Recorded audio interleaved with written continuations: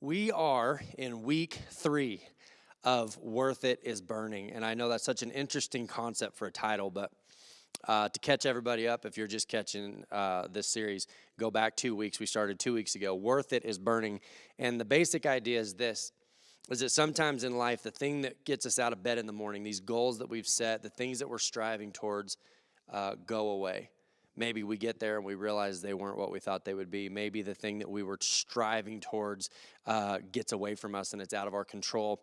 And what do we do in those seasons? What do we do in those times whenever the thing that we had decided was worth it becomes not worth it? We're in the middle of a year where it seems like everybody is agreeing like this isn't worth it, but we can't go back. So Worth It has been burning. And so that's where this series came from. And I will say this, sometimes everything is not as it seems. Sometimes we as people, we can think that it's this way. And, the Bible says that our heart is above all things deceitful. We can be fooled. We can be tricked. And so it's important that we go to the Word. And that last week we talked about literacy. We have to understand the heart and the nature of God so that we don't become tricked in times of pressure in the desert seasons where our worth it has burned. I got home, and my daughter meets me on the porch, my little daughter who's 8 years old. And if you don't know my daughter, she's like the embodiment of just perfect. She's perfect, and she's going to be single forever. It's going to be wonderful. And she meets me on the porch in her sweet little loving giant heart way. And she goes, "Dad, birds have been flying into our sliding glass door." It's kind of behind a tree. They don't really get going that fast. And so when they hit, it's not like they're wiping themselves out. They're just kind of knocking themselves silly. And so she's reporting, the smoke that's been in the air and the clouds or whatever the case may be. And that she's been catching these birds and she's so excited. And she says it almost like out of concern. Like she's the mama bear. She's taking care of these birds. So I go and I grab something in the living room and I come back and I ask Jet, I'm like, "What is she doing?" And he's laughing. He goes, "She's cleaning the window." This whole time, this whole sense of like, I'm just wanting to take care of these birds because they keep running into the window. And she's cleaning the window so that they'll keep running into it. My point is this. Sometimes we get so locked onto something that turns out to be so different than what we expected. The whole sermon is going to take place in the desert between Egypt and Canaan. But even in the New Testament, before we get back to the desert, I want to start this week with a response that Jesus gives to the Pharisees. This is in John chapter 8, verse 31. It says, "To the Jews who had believed in him, Jesus said, 'If you hold to my teachings, you are really my disciples.'" See, he's not saying it out of a rule. He's not saying, if you really love me, you'll do what I say. He goes, when you get a glimpse of who I am, you will do what I ask. If you understand who I am and the literacy of who I am, when you see a glimpse of my nature, you'll be drawn into what I've instructed you to do. Then you will know the truth, and the truth will set you free. Verse 33, they answered him, "We are Abraham's descendants, and we have never been slaves of anyone. How can you say that we shall be set free?" Isn't it interesting? We're talking about worth it is burning in the desert, and they'd been slaves of Egypt, and yet they're telling Jesus, we're the descendants of Abraham. God made a covenant. God made a covenant with Abraham, an agreement that we made amongst ourselves, us to God and God to us, and we've never been slaves. And don't you know that God, who operates outside of the boundaries of time, listens to them saying, we've never been slaves. And he's like, it's in your history books. This answer that Jesus gives them is actually the entire series. The next few verses, it's actually the entire series folded into the order and the nature and the perspective of what Jesus gives them is the whole series. Here it goes. Ready? Jesus replied, "Very truly, I tell you, everyone who sins is a slave to sin." And when I say sin, I don't mean doing bad. I mean a nature that is separate from the heart of God. That when we find ourselves in opposition to the heart of the Father, that is the nature of sin. It says we're slaves to sin. Now, a slave has no permanent place in the family, so it goes sin, slave, family. He starts to reference the boundaries of family. Jesus is speaking to the concept of family. It was the first relational expression from God to people was family, and Jesus is bringing it back up. Has no permanent place in the family, but a son belongs to it forever. So he's drawing a distinction. He's saying that as a slave, you're outside the family, but when you're a son, you've been brought in, you're a part of the family. And then the next step from family is, so if the Son sets you free, you will be free indeed. That really is the sermon, is that we think of it as the transition from slavery to freedom, but God indicates that actually what it is it's a transition. What God is bringing us through in these trying seasons when worth it's burn is he's bringing us from a place outside the family to inside the family, from slavery into freedom. We're slaves to sin with no family, but through the adoption process, that when you come to Christ, you got to understand we have just decimated this concept. We think that church is about attending on Sunday, not saying naughty words, not eating or drinking things that are against the rules, not doing things we shouldn't do. And Jesus is like, no. It's not that at all. It's literally about an adoption process. That when we come to Jesus, it's an adoption process by which we're brought into the family. It's not a relocation. If you remember last week, it's not a relocation that we're talking about. When maybe you're turning in online and you're like, I'm not even sure where I stand, then hear me on this. That God's goal for you is not a relocation. It's literally a transformation. I will say this. I will say that as we get ready to go back to the children of Israel, God had to give them a cosmetic worth it. You know, it's like when you take your kids to the doctor, if you were to tell them, like, okay, you get in the car, where are we going? Well, we're going to go to a doctor, and he's going to poke you with a needle. How do you sell that to a kid? How do you sell that as a logical argument? So what you say is the doctor's going to make you feel good. He's going to make you feel good, and he's going to give you a sucker and a sticker, and you give him these cosmetic worth it's so that the kid's like, okay, all right, that sounds like I could do that. And so God gives the children of Israel this cosmetic worth it of Canaan because he knew they had to go through a transformation that was transcendent. And when I say transcendent, what I mean is God was going to take the children of Israel beyond their limits. I mean, how do you even explain that? The journey through the desert, remember, desert equals transformation. The character of Moses in this story is so interesting because it's so granular. I mean, we're talking millions of people making this transition, millions of people, the Egyptians and the slaves and the desert and all the magnitude and the plagues, right? And the miracles in the Red Sea. And you would think, or I would think maybe, that the character of one individual is too granular. That if something this big is going to take place, it's going to have to take place through a committee or a government. It's just I'm not a fan of big government. And yet God starts this story not with a nation of people. He starts the whole process with one individual. Nobody listening to this is underqualified based on the fact that, well, I'm just one person, what can I do? Moses even agreed. Moses tells God, when God calls him from the burning bush, and we're going to get to this in a minute, but when God calls him in the burning bush, Moses is like, it's too granular. It's going to take more than just me. It's going to take someone else other than me. There's a word that gets thrown around, and don't jump ahead of me, don't get political, but there's a word that's been thrown around a lot in 2020. That word is privilege. And my understanding, my grasp of the word privilege is an unfair advantage. An unfair advantage, an advantage that is bestowed on someone for something that maybe they haven't earned, say. And when you look at the story of Moses, you got to understand that Moses was a descendant of the slaves, but he is adopted by royalty. And he was adopted by royalty, and by virtue of being found in a river, he becomes royalty. He was royalty while his family was slaves. Can you imagine the guilt that goes with that? Can you imagine the guilt of all of your people are slaves, and yet you're being raised in the Egyptian palace? And again, stories do these places no justice. The magnitude and the size and the beauty. And I mean, they had a whole nation as their slaves building all these structures. And the history that actually now predates Egypt. You know, these things like the pyramids and the Sphinx and all these things that we don't even understand now, they're living amongst them. And Moses is actually being raised in privilege in the palace in this place. Egyptian clothing while the slaves dressed themselves in rags. He ate Egyptian food, and I'm going to assume that the food that the slaves were fed was something much different. An Egyptian education, raised as a royal with the DNA of a slave. It's interesting because throughout the Bible you hear this theme of family, that family was so important to God, and that this concept of family was given to us by God.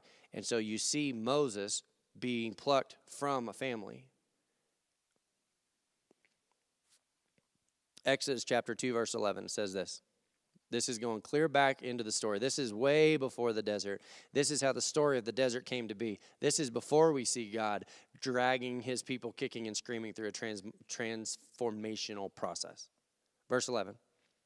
In the course of time, Moses grew up. Then he went to see his own people. That alone tells you a little bit about his interest. He hadn't completely forgotten about his own people. There was something internally that drew him to go see his own people and watch them suffering under forced labor. He saw a Hebrew, one of his own people, being beaten by an Egyptian. Now keep in mind, if you're a slave and you're working side by side with another slave amongst slaves, and they were to go, how will this ever end? How are we ever going to get out of this? And they go, well, I couldn't do it. I'm just a slave. I don't have access. I'm not powerful enough. I don't have the privilege of the people that were raised in the palace. It would have been so easy as a slave with a slave mindset to say, if only there was somebody that had privilege, that had power, that had an elevated position that would plead our case, that would take up our cause. Nobody had more human advantage amongst the Israelites than Moses. And Moses took interest and took pity on the story of the Israelites. Verse 12, listen to this. He looked all around, and when he didn't see anyone, he beat the Egyptian to death and hid the body in the sand. That's a problem. It's a problem because he couldn't be an Egyptian anymore. Imagine Pharaoh had spared his life, raised him as one of his own, bestowed privilege on him that was so unbelievably unfair. And in a moment, he gives up his status in a moment of trying to do something virtuous on his own. Taking all of his human privilege and in a moment of rage, acting out of a sense of desperation and getting it wrong. It's interesting, isn't it, that this was Moses' first attempt to free his people. It's hard to think of it that way. You think of it just as a rage, but really, Moses was trying to complete his God-given task on his own. And he had every possible human advantage. Listen to this. In verse 13, it says, when Moses went there the next day, so he was back again. What's Moses? What's happening in Moses' life? He's going through this sense of these are my people. Something matters to me. There's something about this, and he couldn't explain it. He was there the next day. He saw two Hebrew men fighting. He asked the one who started the fight, why are you beating one another? Or why are you beating another Hebrew? He's saying, wait. He goes, I'm trying to lead you into a life. I want better for you, and you guys don't even seem to want better for yourselves. What are you doing? The man asked, who made you our ruler and judge? Are you going to kill me as you killed the Egyptian? Then Moses was afraid, and he thought that everyone knew what he had done. When Pharaoh heard what Moses had done, he tried to have him killed, but Moses fled from Pharaoh and settled in the land of Midian. Now, think of this. Moses gave up his status in Egypt as part of the family. He surrendered his place in the Egyptian family, in the royal family. But the Hebrews didn't want him either. You can imagine, in fairness, you can imagine that they're like, oh, now you want to come down here? Now you're in trouble? You want to be one of us? No way. Moses goes to Midian. He is a man with no country. You think we'll treat you like family now? No bonds, no connection, no family. So to review real quick, Moses had tried under his own power and his own privilege, and in a sense, the result had been death. Death to his old life, out into the desert on his own. Now keep in mind, we say desert, but we mean transformation. That means that God sent Moses into a transformation process. Is it fair to say that Moses would have said, I don't think that was worth it? This is not worth it. What drove him, this is worth it, and he kills this Egyptian, and then everything falls apart on him. Exodus chapter 3, verse 10. God begins to encounter Moses, the burning bush. Everybody's heard this story, and Moses is like, I don't know. He says, so now go. I'm sending you to Pharaoh to bring my people, the Israelites, out of Egypt. And Moses is like, actually, I tried that once.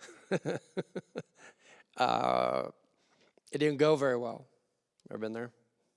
Just like this catastrophic failure that just sort of marks where you are in the world, that you're like, I don't want to relive that. I don't even want to think about it. Moses said to God, who am I that I should go to Pharaoh and bring the Israelites out of Egypt? So 40 years later, God wasn't just calling Moses back to Egypt. God was calling Moses back into a death that was final. a grave that was ready for him in Egypt. God isn't just calling Moses back to a relocation. He is calling him to a place of his greatest spiritual failure, this place where everything that he had held valuable, his entire worth it, had burned. God says, I'm taking you back. Exodus 4, and I won't, for the sake of time, I won't read you the whole beginning of the chapter, but basically it's Moses going, I can't do this, and God going, yes, you can, and God is pursuing Moses, and Moses is going, I can't, and God's like, yeah, you can, and we're all the way to verse 24. We go all the way through from Exodus 4 all the way to verse 24 of God going back and forth. You get to verse 24, listen to this. It says, at a lodging place on the way, the Lord met Moses and was about to kill him. What now? See, verse 23 was instructions. God was saying, this is how I want you to do it. Verse 23, Exodus chapter 4, verse 23, God is still discussing the plan. And verse 24, it says that God sought, in other translations, sought to kill Moses. What do we do with that? Verse 25, the confusion continues because it says Zipporah, Moses' wife, his Midianite wife. Do you know that they said that Midianites were black? That Moses had a black wife, Zipporah. And he's going back to Egypt on a mission. And he gets to a place and God arrives to kill him. And his wife takes a flint knife, cut off her son's foreskin, circumcision, and touched Moses' feet with it. It said, surely you are a bridegroom of blood to me, she said. So the Lord let him alone. I feel like I have your attention. I don't think it's too much of a stretch to think that there might be like an air of confusion right now of like, wait a minute, instructions, persuasion, God's giving him a call, a purpose-filled mission, life, purpose, I'm going to kill you, circumcision. And that Zipporah resents Moses and she says, there is a sacrifice to being your wife. Wives, hush. There's a sacrifice to being your wife. The literacy that we talked about in the last sermon in the week 2 of this Worth It Is Burning says that the literacy of God's nature is so vital so that when we go to the Word and we find things like this, we go, wait. This can't be what it seems like. God is not unhinged. God is not imbalanced or out of control. We know that let's think of it like a math problem. Think of it with me, bear with me here. But a math problem says that whatever is on the left side of the equal sign has to balance with what's on the right side of the equal sign. And so we know that Jesus tells the woman caught in adultery, neither then do I condemn you, go now and leave your life of sin. And it says that Jesus was the Trinity. And then it also says that God, who is God, fully man, Jesus, God's nature also shows up to kill Moses after calling him to a mission. There's got to be a balance. There's got to be a balance because it's not like God is two separate things. He wasn't mad today and happy today. It says he's the same. He never changes. So where do we find the nature of Jesus in a God that showed up to kill Moses until he circumcised his children? See, because if we're going to move in our minds from a slavery mindset, literacy is important, but we have to understand the nature or the boundary or the structure of a family. Because without a family, we lose our sense of identity in such a large degree.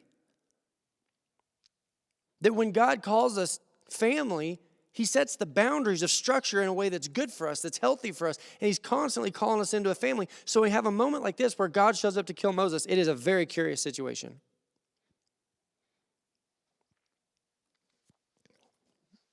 Track with me. The transformation of Israel started with the transformation of Moses. God had to do something with Moses before he could do something through Moses.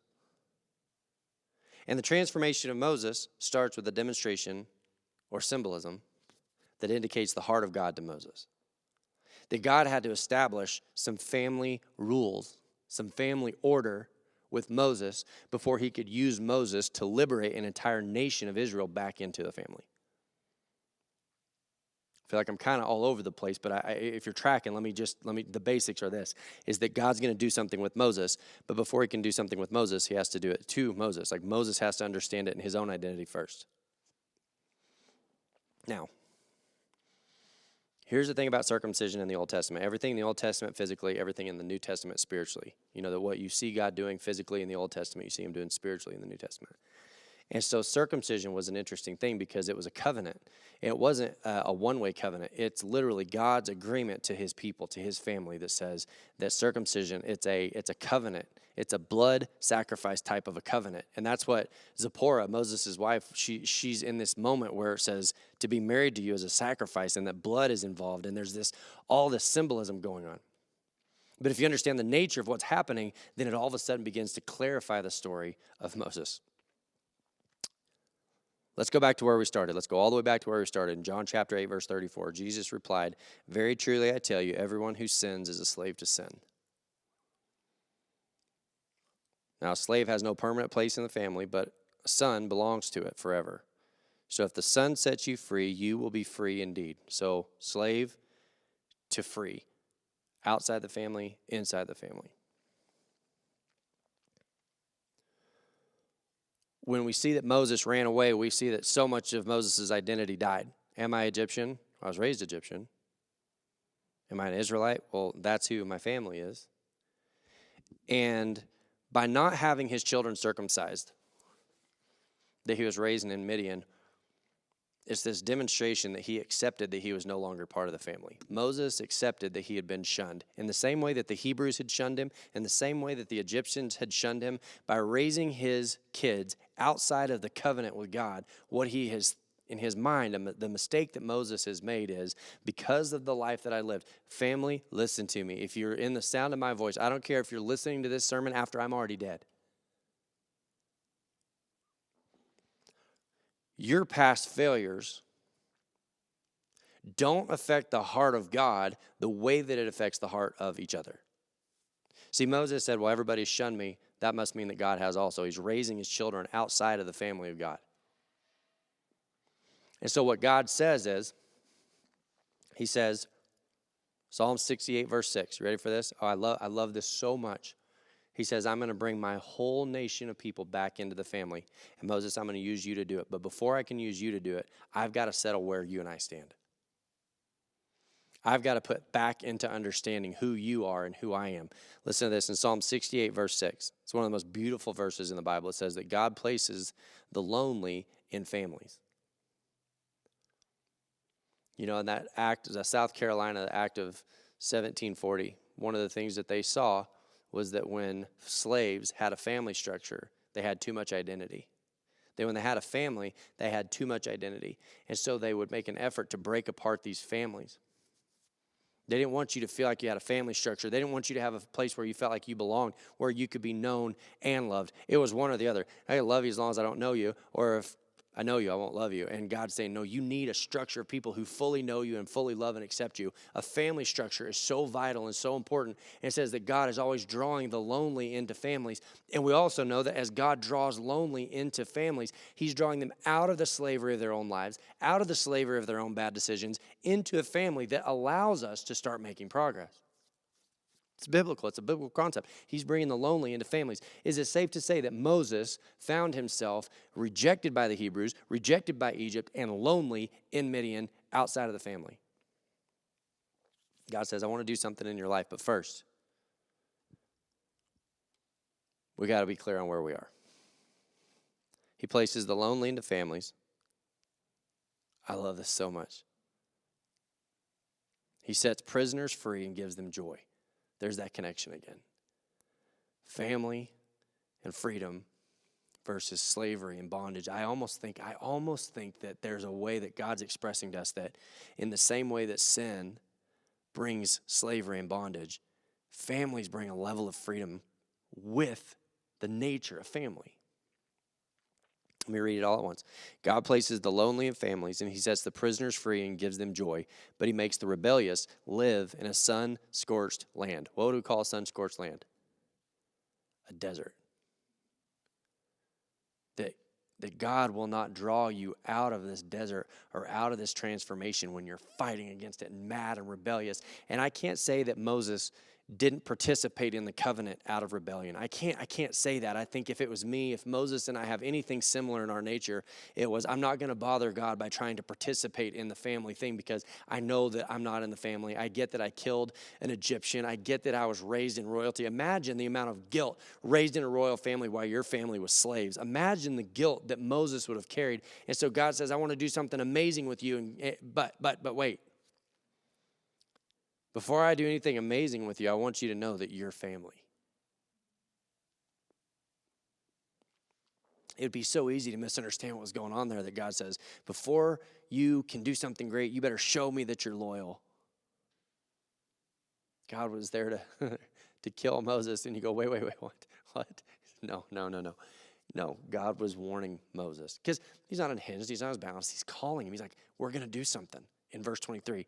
But in verse 24, you got to accept your role in the family. Because in a covenant, it's not just Moses' obedience to God. That before he ever took him back into Egypt, God was making an agreement with Moses, says, I'm committing to you also.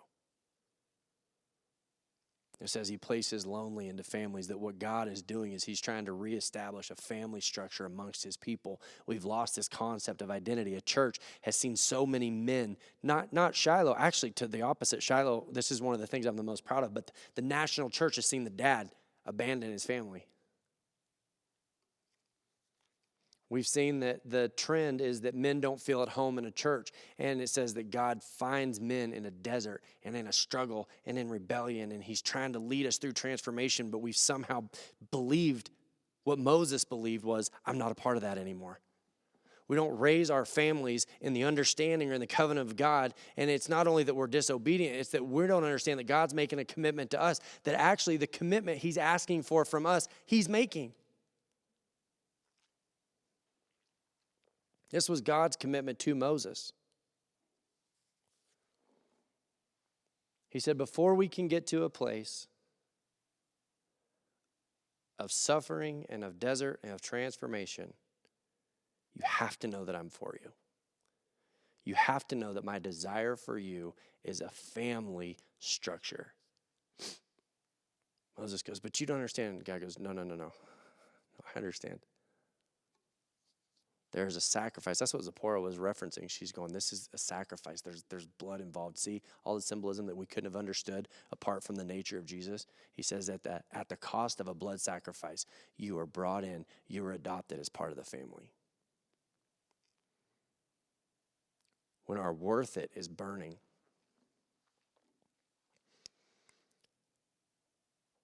I think maybe we always think of it as our worth it is something that we're aspiring to, but maybe our worth it is something we are running from.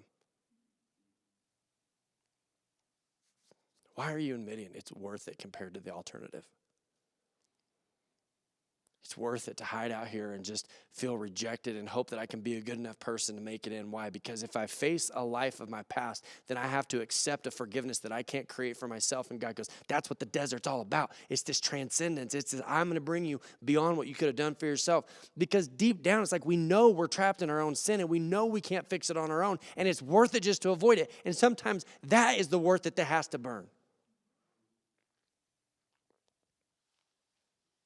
A worth it that says, God, I can't do this. And God goes, it wasn't about you doing it. I'll do it for you. But this is a covenant. You commit to me. I'll commit to you. I'm going to put you in a position of leadership. I'm going to put you in a position where you can love your family, your personal family, your church family, your community, where you can contribute. And you have to burn the worth it of shame.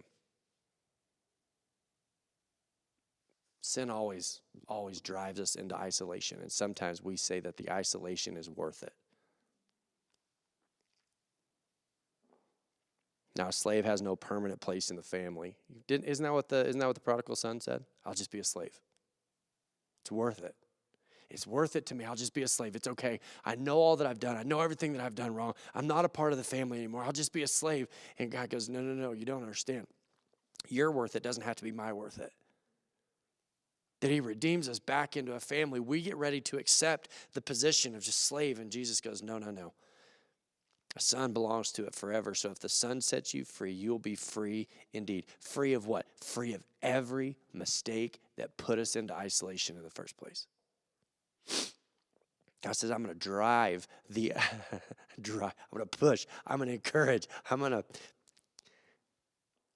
bring the Israelites across the desert of transformation. But before I can do that, you have to know that I love you, and I love your kids, and I love your family, and I love your wife. I love Zipporah, and I love your story, and you are family. So in moments of doubt, in moments of trials, that you can accept the literacy of God that brings us into a structure of family.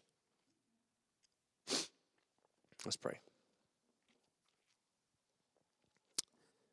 Lord, as men, we are so prone to isolate. God, as family members, we see the struggle when anyone in the family begins to isolate. When we begin to pull away or feel like that our past or our mistakes have driven us into isolation and it's worth it rather than facing the shame. But God, in the same way that you went and you pursued Moses, and before you put him to work, you brought him back into the family. The God, before you gave him a calling that brought him into a group of people, you had this private, intimate family moment with him, and you redeemed him and brought him back in. Imagine, God, imagine Moses, who had never had a concept of family, raised as an Egyptian while the Israelites were slaves. That God, maybe that's the first concept of family that he ever had. So God, I pray for the people right now that struggle with the concept of family. That just like Psalm says, that you place lonelies into families. God, for our lonelies, for our isolated, for the people who feel like they don't have a place, people that just have felt like misfits their whole life, God, give them a literacy to your nature that says you are bringing us back into relationship.